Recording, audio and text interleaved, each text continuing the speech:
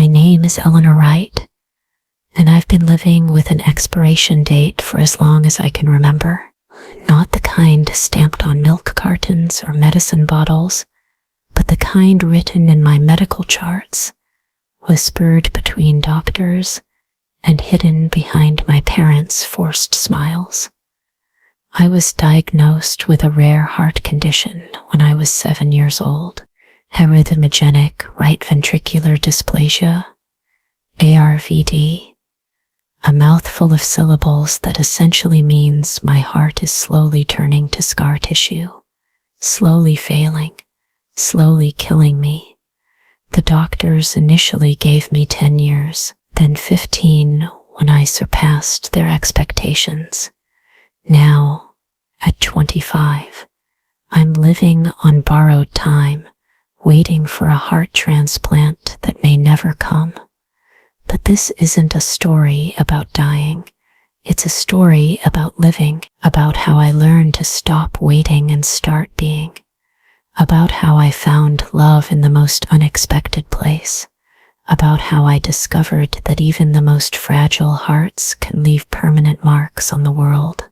It all began on a Tuesday in September, the kind of perfect autumn day that makes you grateful just to witness it.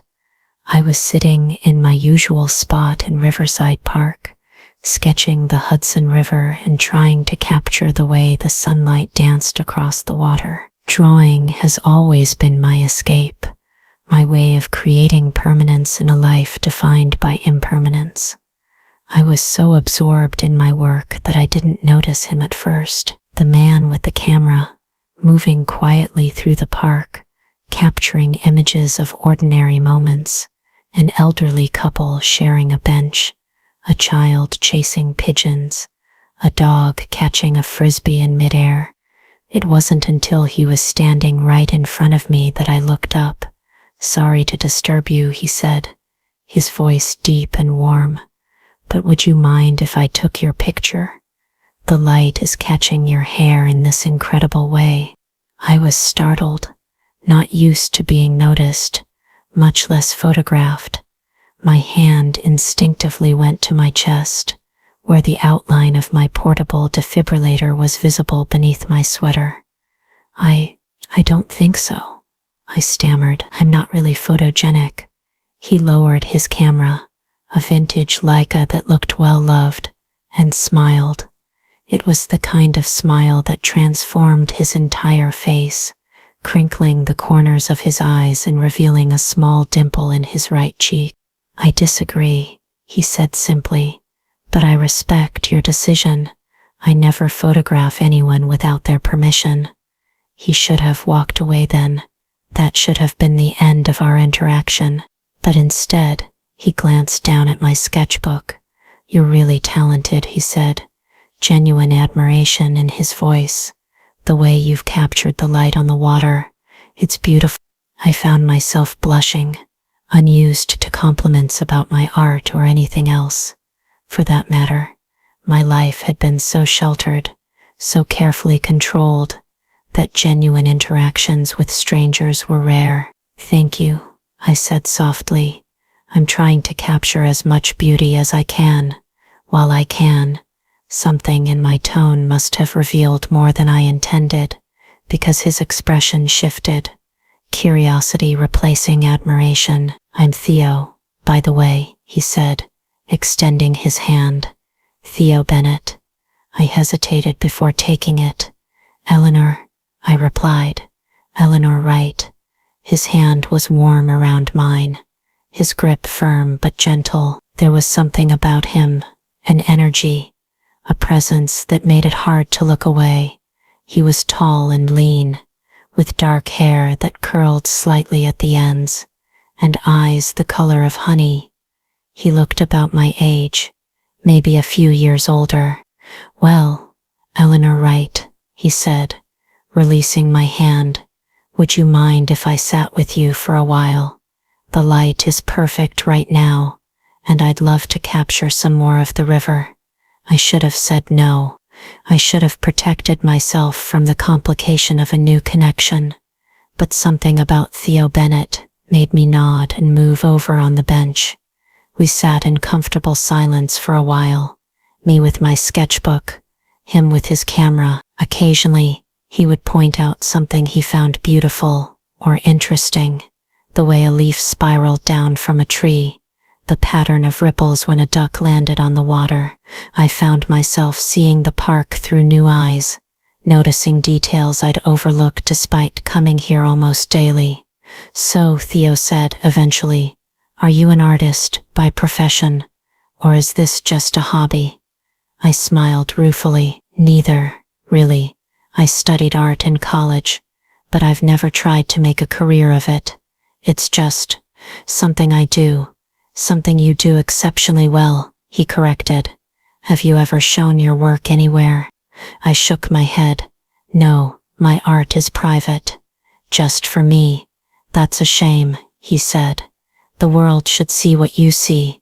His words stayed with me long after we parted ways. "The world should see what you see," as if what I saw mattered, as if I had something to offer beyond my limited time. I didn't expect to see Theo again. New York is a city of brief encounters, of lives that brush against each other momentarily before continuing on separate paths. But the next day, he was there again, sitting on my bench when I arrived at the park. "I hope you don't mind," he said, standing as I approached. "I thought you might come back, and I wanted to give you something." He handed me an envelope. Inside was a photograph, me, from the day before, bent over my sketchbook with the sunlight turning my brown hair golden. He had captured me in profile, my expression, one of intense concentration. But what struck me most was how alive I looked, how present, how unlike the fragile, fading girl I saw in the mirror. "I know you didn't want me to take your picture," he said, looking slightly sheepish, but I couldn't resist. "Just one. From a distance, I thought you might like to see what I see." I should have been angry at the invasion of privacy, but looking at the photograph, I couldn't summon any indignation. There was something almost magical about the image, as if he had captured not just my physical form, but something deeper, something essential. "Thank you," I said softly. "It's beautiful." "No," he replied, his eyes meeting mine. "You're beautiful. The photograph just reflects that." I felt my cheeks warm, unused to such direct compliments. To change the subject, I asked, "Are you a professional photographer?" Theo nodded. "I am. I do commercial work to pay the bills, product shoots, corporate events, that sort of thing. But my passion is street photography, capturing real life, real people, real moments." "That sounds wonderful," I said, meaning it. To have a passion that was also a profession, it seemed like a kind of freedom I'd never known. "It is," he agreed, "though it can be solitary. I spend a lot of time observing life rather than participating in it." He paused, then added, "Maybe that's why I noticed you. You seem to be doing the same thing." His insight startled me. It was true. I had spent most of my life as an observer, watching from the sidelines, afraid to fully engage with a world I might soon leave. But I wasn't ready to share that with a stranger, no matter how perceptive. "Would you like to get coffee?" Theo asked suddenly. "There's a great little cafe just a few blocks from here." I hesitated, my hand automatically going to my chest, to the defibrillator that was my constant companion. Caffeine was on the long list of things my doctors advised against, along with alcohol, excessive exercise, stress, and most relevant in this moment, emotional entanglements. "I don't drink coffee," I said, which was true but not the whole truth. "But I could have tea." Theo's smile was worth the risk. "Tea it is," he said, offering me his hand to help me up from the bench. The cafe was small and cozy, with mismatched furniture and local art on the walls. We found a table by the window, and Theo insisted on ordering for both of us. He returned with a pot of herbal tea for me and a black coffee for himself. "So, Eleanor Wright," he said, settling across from me, "tell me something about yourself that I wouldn't guess from looking at you." I considered the question, weighing how much to reveal. "I collect snow globes," I said finally. "I have over 50 of them, from places I've been and places I hope to go someday." Theo's eyes lit up. "That's unexpected and completely charming," he said. "Why snow globes?" I shrugged, not wanting to admit that I loved the idea of perfect, preserved moments, tiny worlds where time stood still and nothing ever changed. "They're like little pieces of magic," I said instead. "Entire worlds you can hold in your hand." "I like that," Theo said. "It's similar to photography, in a way, capturing moments, preserving them." "Your turn," I said. "Tell me something I wouldn't guess about you." Theo took a sip of his coffee, considering. "I'm terrified of birds," he admitted finally. "All birds, even the cute ones. Something about their beady eyes and unpredictable movements." He shuddered dramatically. I couldn't help but laugh. "A nature photographer who's afraid of birds. That seems inconvenient." "Tremendously," he agreed, grinning. "I've had to develop stealth tactics." "I'm basically a bird ninja at this point." Our conversation flowed easily after that, jumping from topic to topic. I learned that Theo had grown up in Seattle but moved to New York for college and never left. That he had a younger sister who was studying marine biology, that his favorite time to take photographs was the blue hour just after sunset, when the world was bathed in soft, indigo light. In turn, I told him about my love of classic literature, my collection of vintage postcards, my dream of seeing the northern lights someday.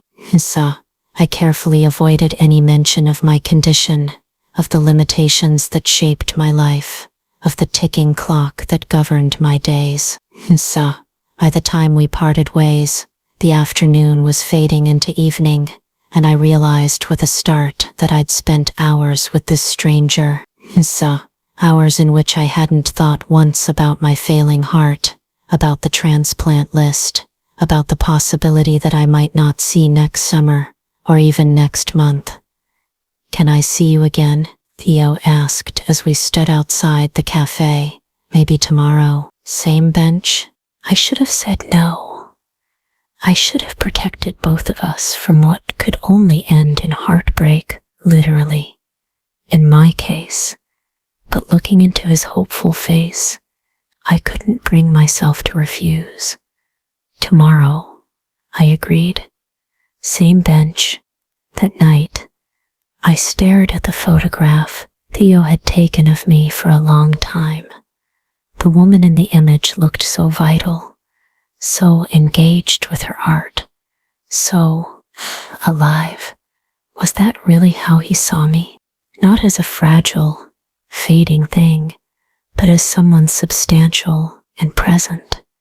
The thought was both exhilarating and terrifying. The next day dawned gray and drizzly, the kind of weather that usually kept me indoors.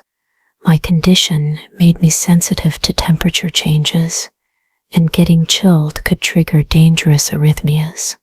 But the thought of not seeing Theo again was somehow worse than the risk of rain. I dressed carefully, layering a waterproof jacket over a warm sweater, tucking my portable defibrillator securely into its special pocket. I took my daily medications, packed my emergency pills, and headed to the park, heart fluttering with an excitement that had nothing to do with my arrhythmia.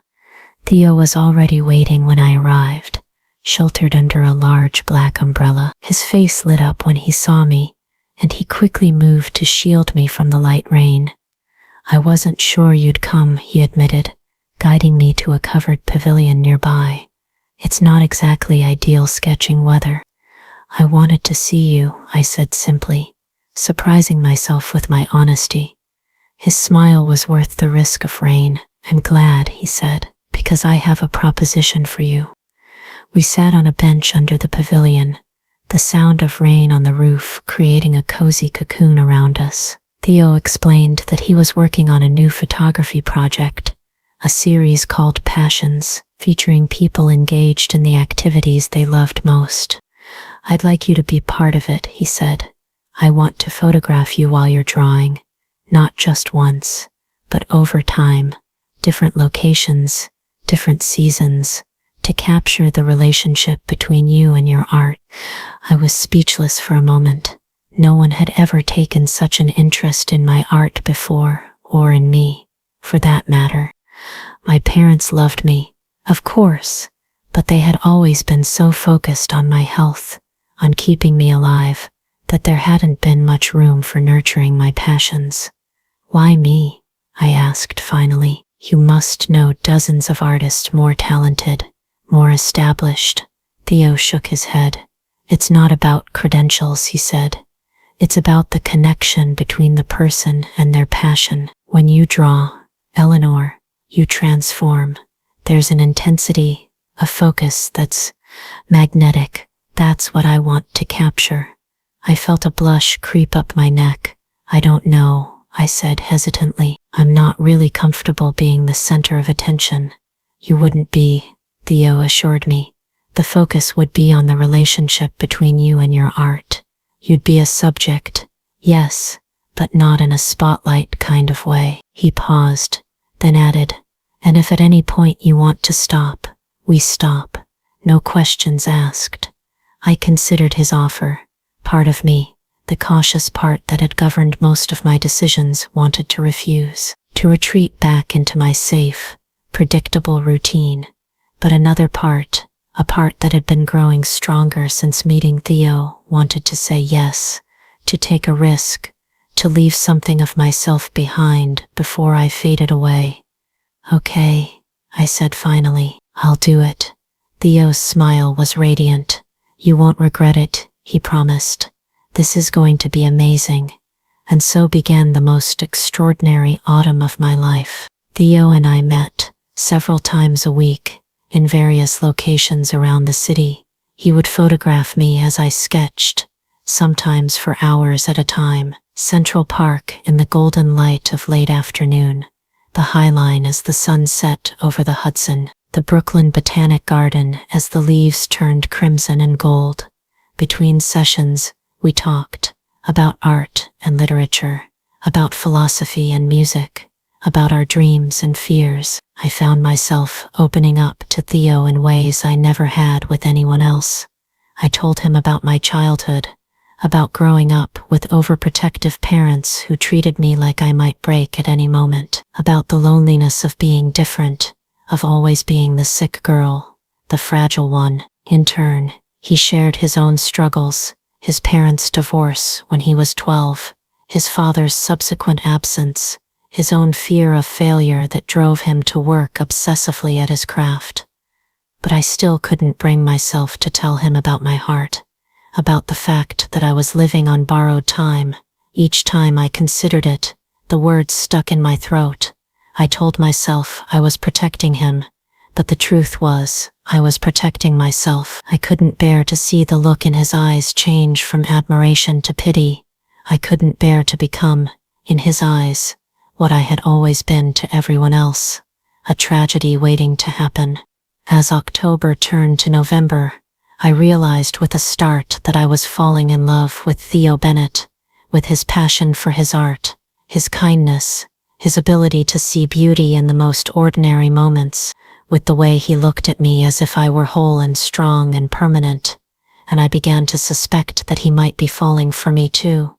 It was in the way his hand lingered when he helped me adjust my position for a photograph, in the way his eyes followed me when he Expiration Brunsel, in the way he remembered every detail I shared about myself, no matter how small. One evening in late November, after a particularly long session at the Metropolitan Museum of Art, Theo walked me home.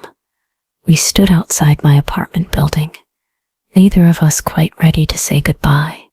"I have something for you," he said, reaching into his messenger bag. He pulled out a small, wrapped package, an early Christmas gift. I unwrapped it carefully to find a snow globe. But not just any snow globe. This one contained a miniature version of Riverside Park, complete with tiny trees and benches. And there, on one particular bench, was a minuscule figure with a sketchbook. "Theo," I breathed, turning the globe over and watching as glitter swirled around the tiny park.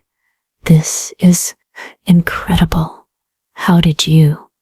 "I had it custom made," he said, looking pleased at my reaction. "To commemorate where we met." I was speechless, overwhelmed by the thoughtfulness of the gift.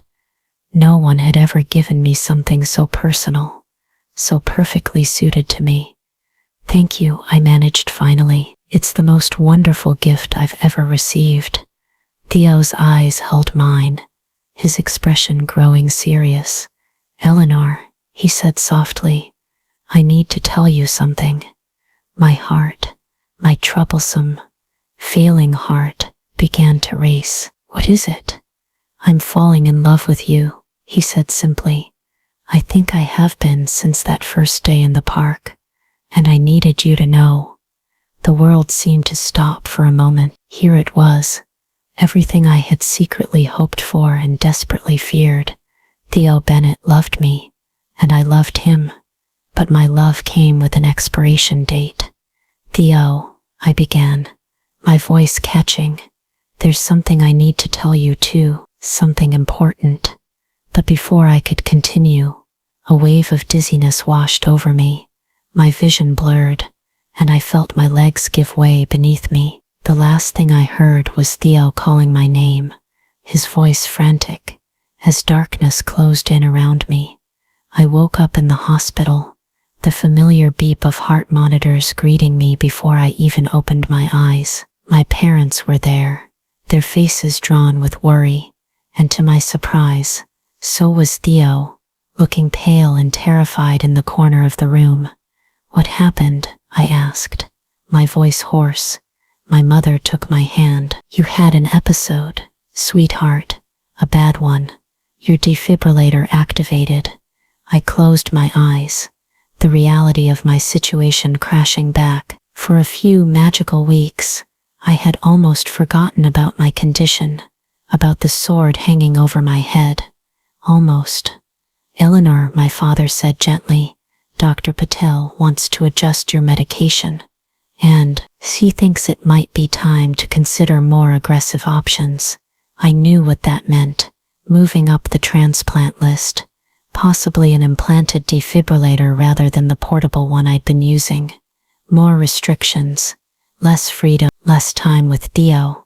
I looked over at him, standing awkwardly in the corner. He looked lost, confused, and I realized with a pang that no one had explained anything to him. He had no idea what was happening. "Mom, Dad," I said, "could you give us a minute? I need to talk to Theo."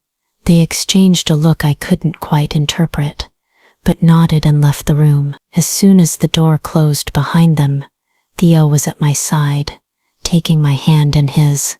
"Eleanor, what's going on?" he asked, his voice tight with worry.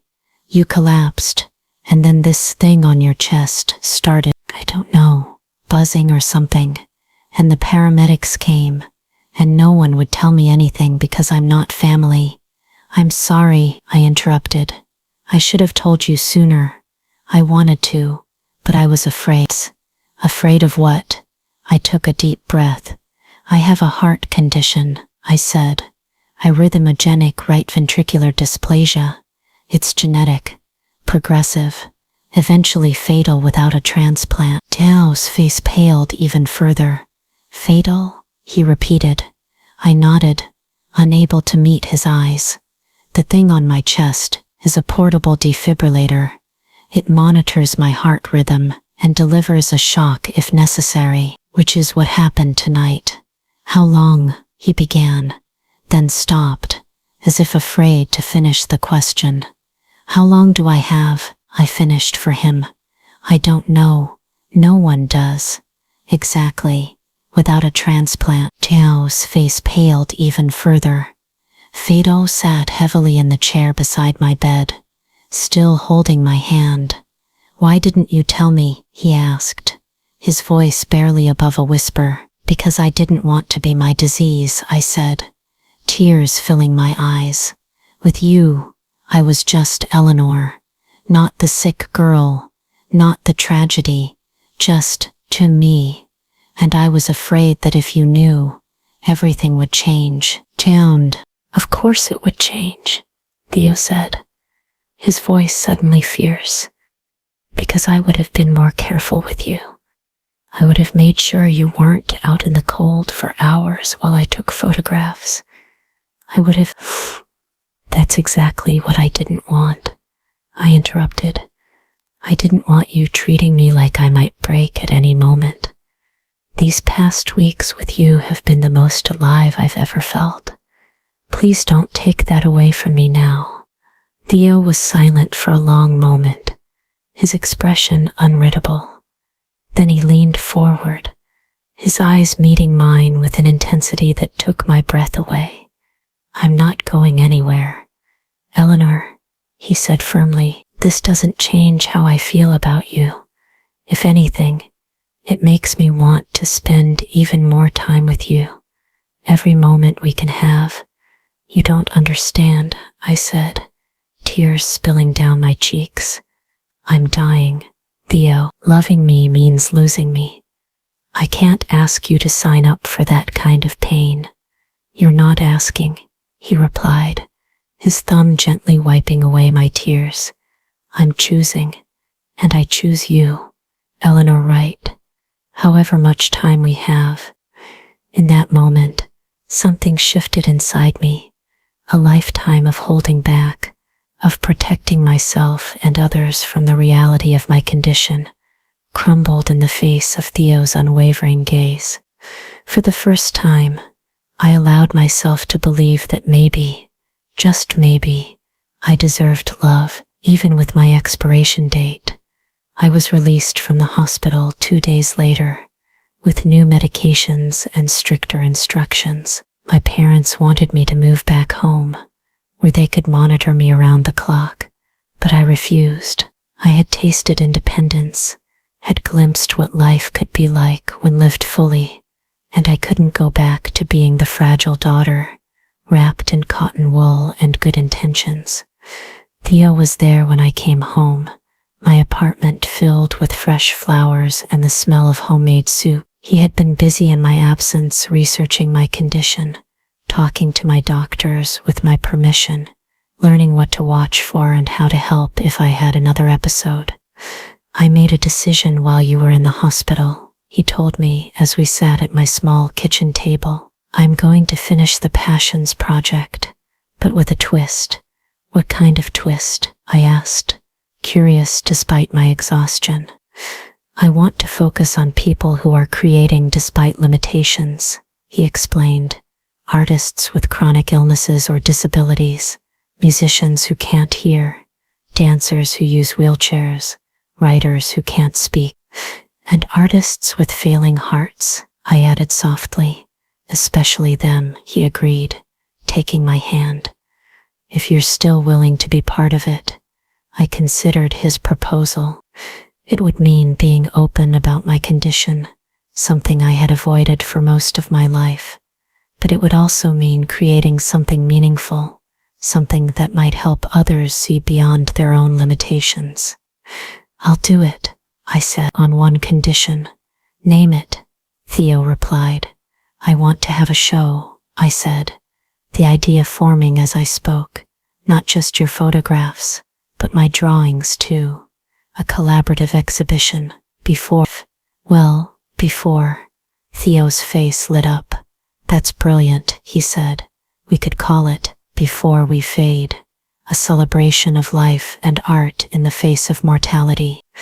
The name sent a shiver through me, both recognition of my reality and defiance of it. Before we fade, I repeated, I like that. The winter passed in a blur of creation and love. Despite my worsening condition, I threw myself into my art with a passion I had never allowed myself before. I drew constantly landscapes, portraits, abstract pieces that expressed what I couldn't put into words. The fear, the hope, the love, the rage at a body that was betraying me too soon.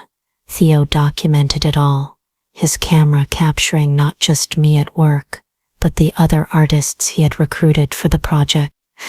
A painter with multiple sclerosis, a sculptor who had lost both legs in an accident, a poet with cystic fibrosis, each of them creating beauty despite, or perhaps because of their challenges. And through it all, our love deepened. Theo moved into my apartment, his presence a constant comfort.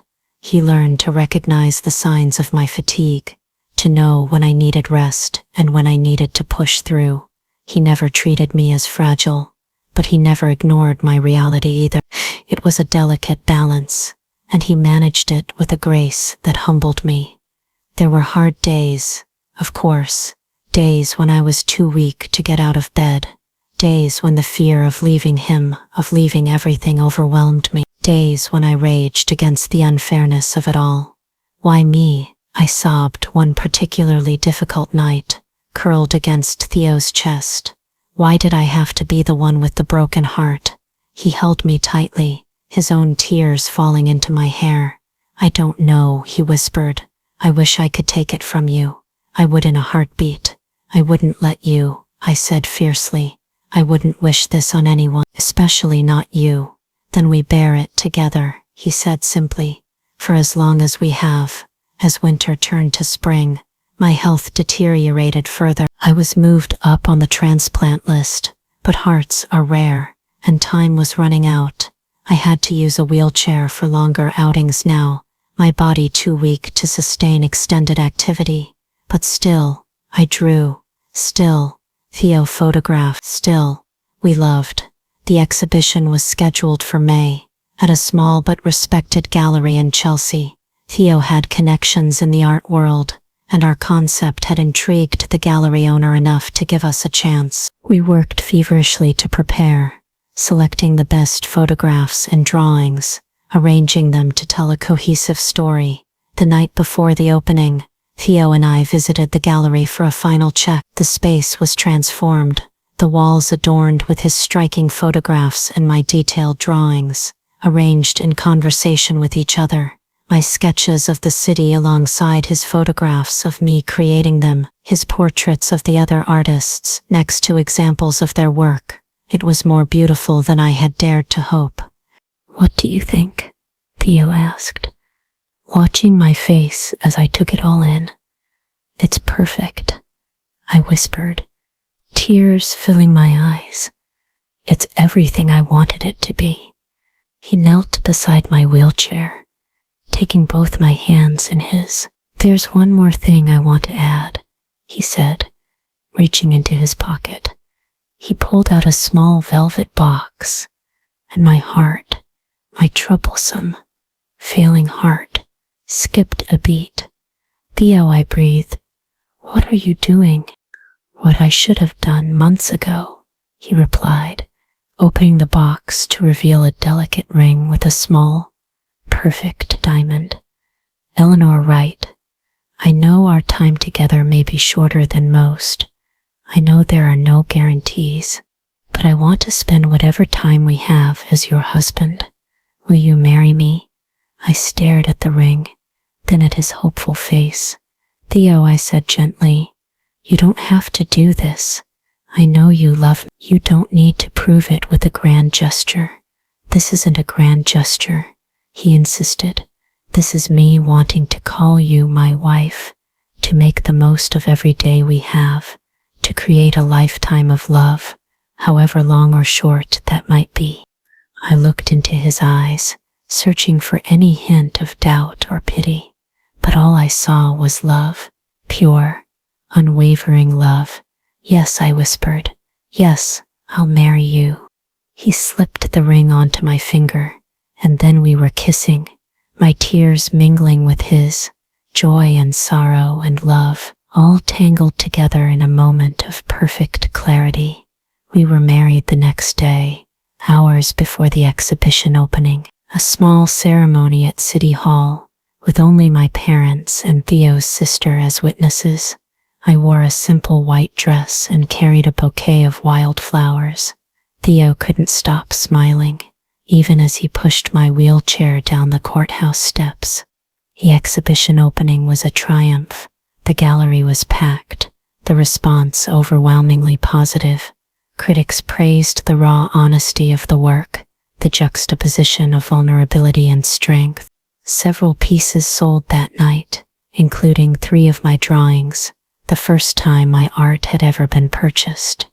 But the greatest moment came when a young woman in a wheelchair approached me, tears in her eyes. "Thank you," she said, squeezing my hand, "for showing that beauty can emerge from broken bodies, that we're more than our limitations." I looked around the gallery, at the faces of people engaging with our art, at Theo proudly explaining his process to a group of photography students, at my parents watching me with a mixture of pride and sorrow, and I felt a sense of completion, of purpose fulfilled. Whatever happened next, whether a heart became available in time or my own continued to fail, I had created something that would outlast me. I had loved and been loved completely. I had lived, truly lived, in the time I had been given. 2 weeks after the exhibition opening, my phone rang at 3 a.m. It was the transplant coordinator. They had a heart. The next hours were a blur of ambulances and pre-op procedures and tearful goodbyes as I was wheeled into surgery. Theo's face was the last thing I saw before the anesthesia took hold. His eyes filled with hope and fear in equal measure. "I'll be right here when you wake up," he promised. "I love you, Eleanor Bennett." The surgery was long and complex. There were complications, my body initially trying to reject the new heart, an infection that set in afterward. For days, I hovered between life and death, unaware of Theo's constant presence at my bedside, of his refusal to leave even when doctors insisted he get some rest. When I finally opened my eyes, he was there, just as he'd promised, unshaven, exhausted, but smiling through his tears. "Welcome back," he whispered, taking my hand. "How do you feel?" I took a moment to assess. There was pain, yes, but beneath it, something new, a steadiness, a strength I hadn't felt in years, the sensation of a heart beating strongly, rhythmically, without the flutter and hesitation I had grown so accustomed to.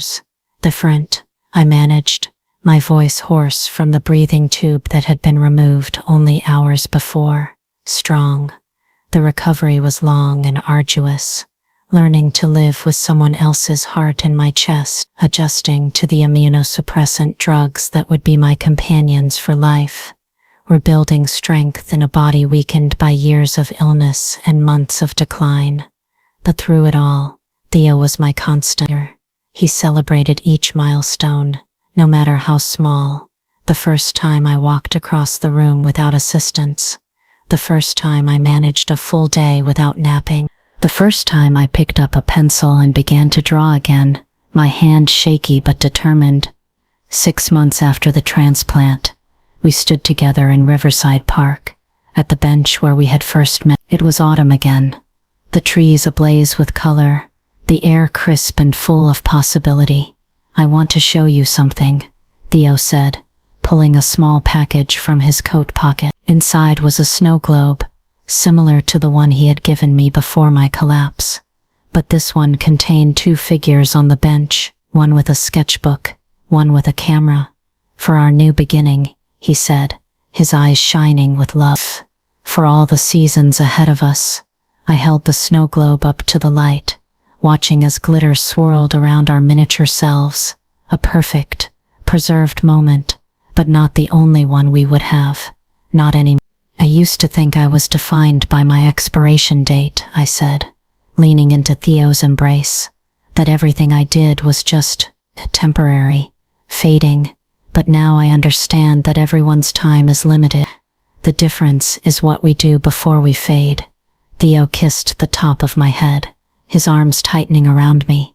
And what do you want to do, Eleanor Bennett, now that time is on our side? I thought about the blank sketchbook waiting at home, about the ideas Theo and I had discussed for new projects, about the letter I had written to my donor's family, thanking them for the gift of life, about all the possibilities that stretched before us like an open road. Everything, I said simply. I want to do everything.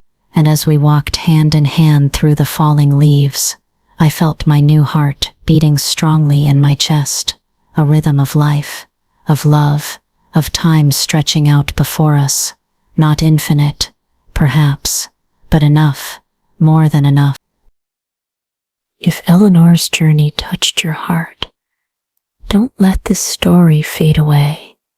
Share it with someone who needs to be reminded that every heartbeat matters, every moment is precious. Hit that subscribe button to join our community of storytellers and listeners, because just like Eleanor discovered, the most beautiful art comes from our most vulnerable moments. Your like helps this channel continue creating stories that remind us all to live fully before we fade. What story would you like to hear next? Let us know in the comments below. And thank you for being part of this journey with us.